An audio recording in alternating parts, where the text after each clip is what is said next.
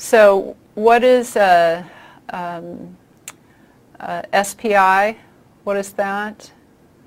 That's Security Parameter Index. And what do we use that for?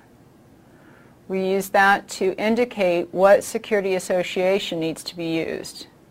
The security association contains the parameters of how to process the data.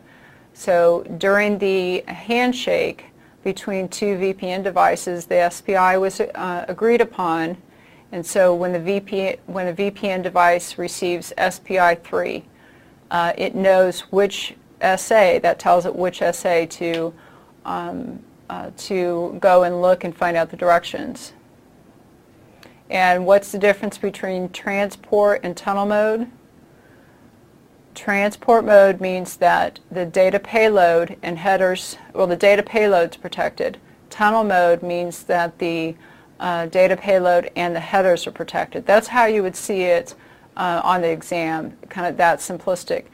The exam doesn't really get into, with IPsec, specific headers, what exactly is encrypted, what headers the ICV is created over. But the reason that I go through the difference between AH and ESP is because a lot of people get confused. Why do we have two protocols that seem to be so similar?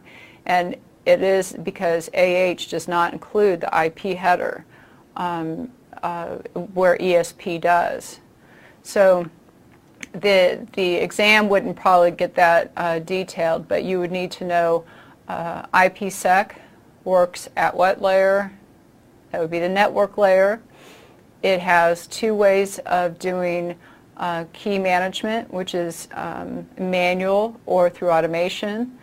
The de facto standard for automating the key exchange would be using IKE. IKE is made up of ISACAMP and Oakley.